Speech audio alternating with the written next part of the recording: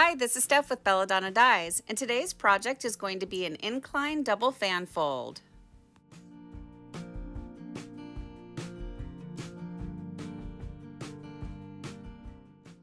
I like to turn my shirts inside out and get the seams on the outside. This is a Gildan's Ladies Cut 2XL. So I want to start by centering my project using the sleeve inside the other sleeve technique. So that's called centering the shirt. And what that does is it creates symmetry within your project from left to right.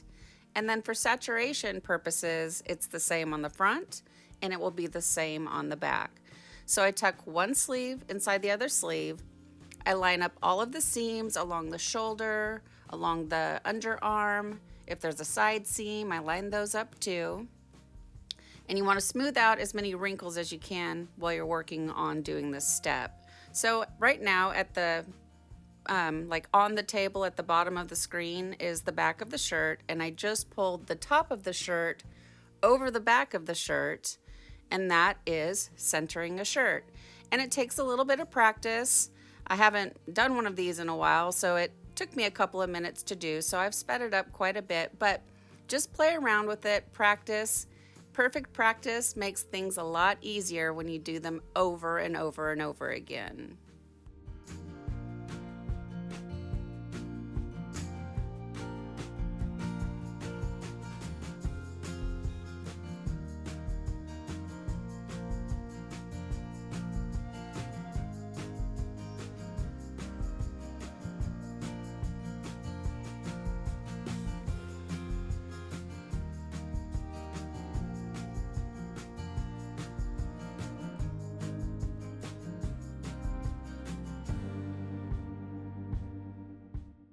One thing you really need to keep in mind is this is the foundation for your tie-dye. If you can get your shirt centered really well, you're going to have that symmetry that I was talking about in the end. I know it seems like I'm being real fussy and I'm going over it again and again, but I just want to show you how important this step is.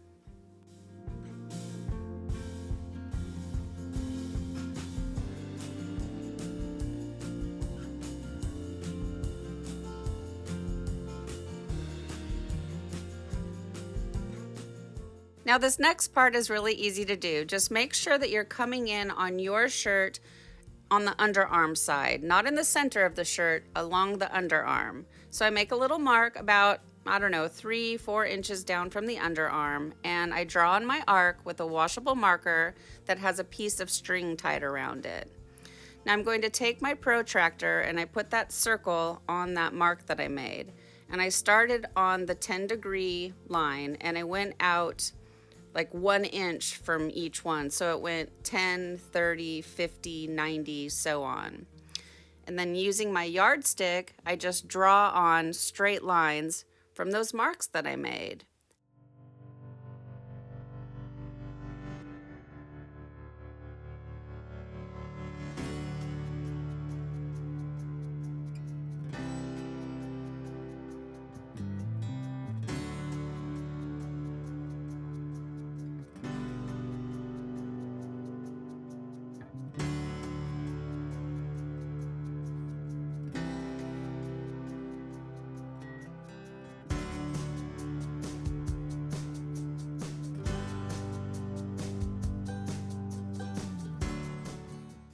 So for this next step is one of those steps that I complain about the most during the live streams is the pleating. You guys know that I struggle with these fan folds because the back end of the pleats are so tall they just want to fall over. Doing it this way made it a lot easier. As you can see, I have sped this up a little bit, but I breeze right through the pleating. Now, I'm picking up each purple line and I'm using that as my pleat while keeping that red arc line that I drew on nice and straight.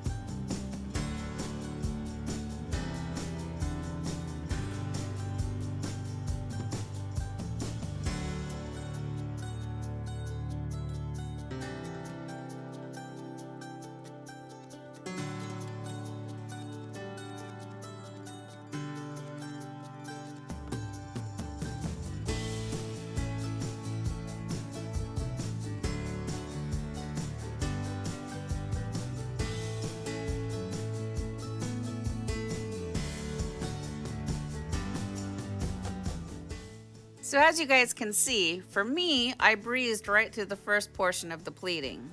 Now I'm going to simply secure it by using a rubber band. This is a temporary hold because I'm going to tie it up with sinew down the way. But first we have to finish doing the pleating work. So those first pleats were, I don't know, a couple inches tall. Now down here towards the center, it gets a little more tricky because they're super duper tiny. So as they go down towards the underarm area where we started, because they get so small, this would be a good opportunity to use your pleating tool if you had them at your dye table instead of in the kitchen and just being too lazy to go and get them. Where you can find pleating tools and all the tie-dye tools that I use is over at www.shopboredomwithjen.com, and you will find a link down below for her shop in the description box, along with everything else that I use for tie-dye. So I definitely recommend that you check that out. You know, a lot of times I can't get to all the comments and the questions, and most of the time the information is already down below. So definitely check that out. Now, down here, they're ultimately going to just run into themselves, and there's really nothing more you can do about it. So just do the very best that you can to make teeny tiny pleats all the way to that center dot.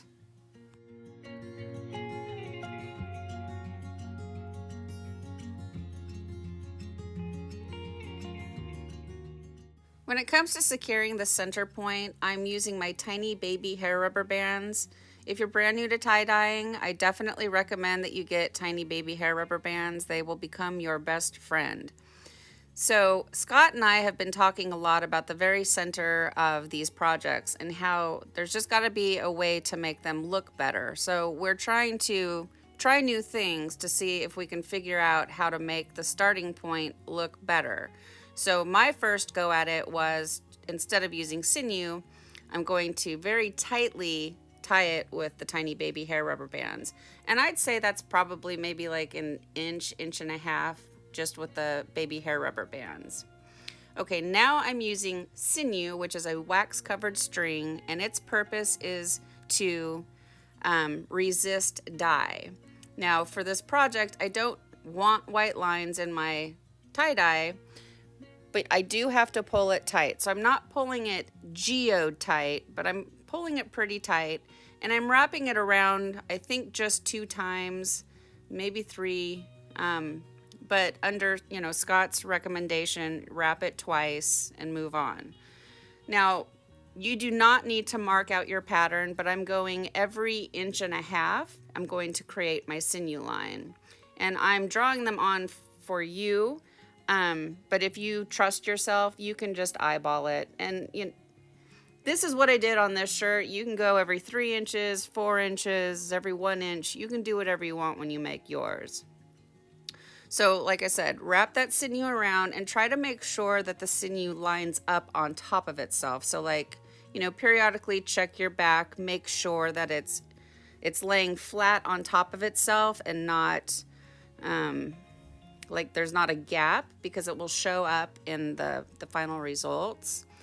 And as you can see, I'm pulling it pretty tight because you can see the fabric cinch in. But like I said, for those of you that have ever made a geode, I'm not pulling it geode tight, but I'm pulling it pretty darn tight. But it's something you're gonna have to play around with. You might find that you wanna pull it tighter, you might wanna go looser. It just depends on what you want your final project to look like. I am attempting to make mine look like Scott Walker's work. And let me say this, you guys, I definitely recommend getting yourself a tie-dye buddy, somebody whose work that you admire, because, or, you know, somebody that shares like the same outcome, you know, they see the same beauty in the work that, you know, you see, because you can bounce ideas off of each other, and it really does make you a better tie-dyer. So right now I'm being your tie-dye buddy because I am showing you how I made this shirt, and I hope to see all of your shirts in the tie-dye group. So if you're brand new to my channel, you may not know, I have a Facebook group, and it's called Belladonna Dyes Community Tie-Dye Group. So I definitely recommend that you go and check that out. The link is down below in the description box. It'll take you right over there. There's a lot of amazing tie-dyers in there. My group is a learning group, so you get a lot of information in there and you can learn a lot. So definitely check that out.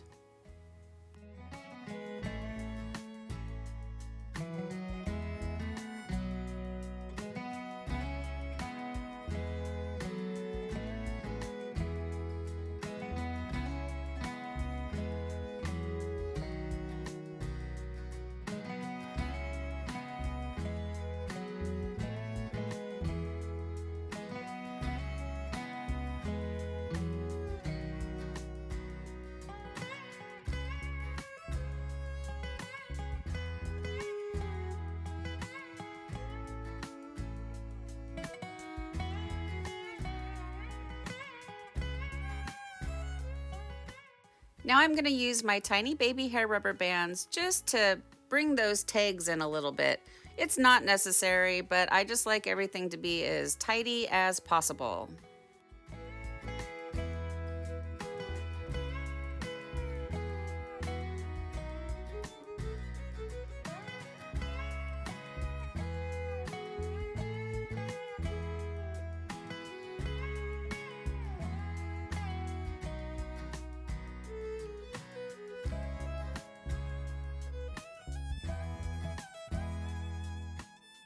Now it's time for the fun part and my favorite part. We get to add the dye.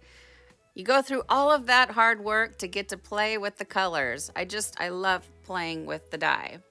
Okay, so I'm using colors on this one that I'm not overly familiar with. I typically don't use the earth tones. You guys know I love the purples, the greens, the blues, but I really wanted to try something different.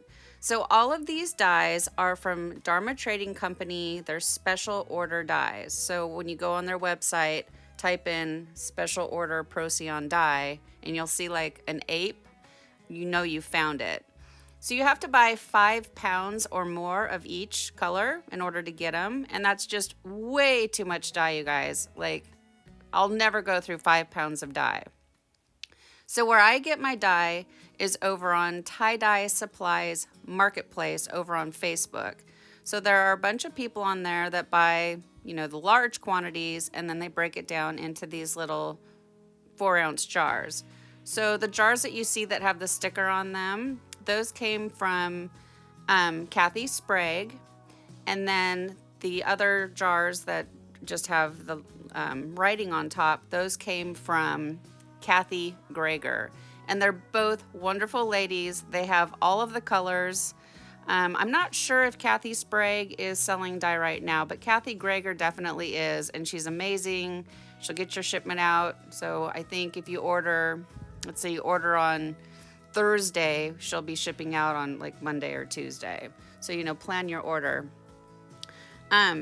But I'm really excited about this shirt. These colors end up looking really beautiful together, so I definitely recommend that you head over to the marketplace and get yourself some dye. Some of you may notice that my gutter looks different, and I'm so excited I got my new gutters in. So get with your local gutter company and see if they will run you off some strips. This particular strip is 3 feet long. It's a little bit large. 2.5 feet would have been perfect for a project this size, but you know, I can use it for bigger projects. Now I just created my incline, so I have an empty dye jar down at the bottom of the bin, and I measured it out, and the incline is at about 9 degrees. Okay, so I fill my gutter up with ice, and then I'm going to set it aside, and I'm going to let it batch at 70 degrees or higher for at least 24 hours, and I let this project batch for the full 48 hours. That's just something I like to do. So I just set it and forget it. I didn't have to do anything to it. And as you can see, I got great saturation on the back. So I'm super excited about this one. Now what I've been doing, because I batch for the full 48 hours, this shirt is by no means dry, but it's not gushing with ice water. So before I even start to rinse it out, I untie it. And I have been finding that it works really well for me. It makes less of a mess and makes untying it a lot easier to do. So definitely try that for yourself. But I mean, make sure you batch it really well, because if it is got a bunch of dye on it, you might spread it to the light areas. So just really be careful.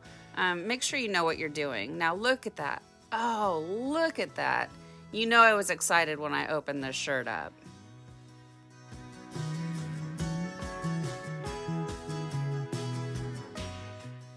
For the rinse out, I start by using cold water to rinse away any soda ash that might still be reacting within the fabric, and then I increase my water up to hot and I rinse until the water runs pretty much clear. From here I take it to the washing machine and I do hot water cycles using Kirillon, which is a professional textile detergent. And then I do a final hot water cycle using Millsoft, and Millsoft is a professional fabric softener. And I get both of those from Dharma Trading Company, and you will find the links down below in the description box. Then I put the project in the dryer, and I'll iron it, and we'll come back and we'll see the results.